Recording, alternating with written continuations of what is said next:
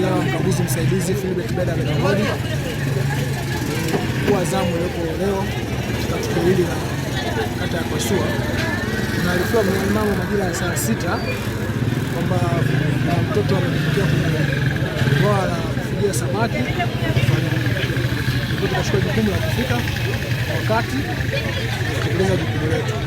Lakini kwa taarifa za awali mtoto alipotea toka majira ya jana saa 11. Alikuja kuonekana leo kwa taarifa akiwa amefariki kwenye bwawa. Kwa chanzo kabisa tulikasitisha uchunguzi. Mimi ni Atibu Hamisi Ramadhani. Jana jioni ndio mara mwisho. Mtoto kaenda kuswali kama acha pale nyumbani. Ndio mara mwisho nilivyoona naye. Kwa usiku tumemtafuta hajapatikana. Saa 6 saa 5 ndio tumempata hapa, tunaambiwa ameshangukia hapa. Sasa sijajua kwamba ni ameangukia hapa au amefanywa unyama kaja katupiwa hapa. Ni jirani yangu pale ndo amekuja kuniita pale ndani. Jana jioni saa 11 nilipotoka naenda kazini nikaacha nyumbani.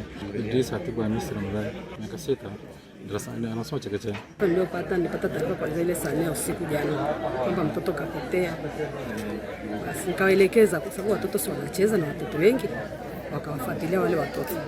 Wakakosa asubuhi kwenye saa 3 nikaenda. Nikamkuta baba wa watoto.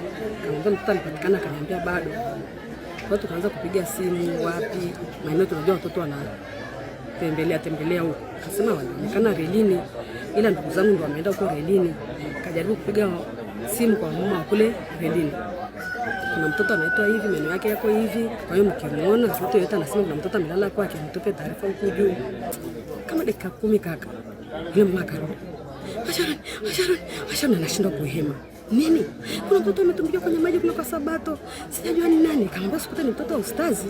Maana wao ndio wanatafuta mtoto tangu jana usiku. Na yule mama pia ana ripoti ya matukio ya mtoto. Akaniambia usiongee kwanza, wewe ni kiongozi, kimbilia kwanza kaangalie. Kuja nikakuta watu wameshajamu, watoto wa madrasa waliotoka madrasa wako hapo. Watoto wakawa nasema sisi kwa tunakimbizana. Tulivyokimbizana fulani akakimbilia eneo la kule ndio tukamwona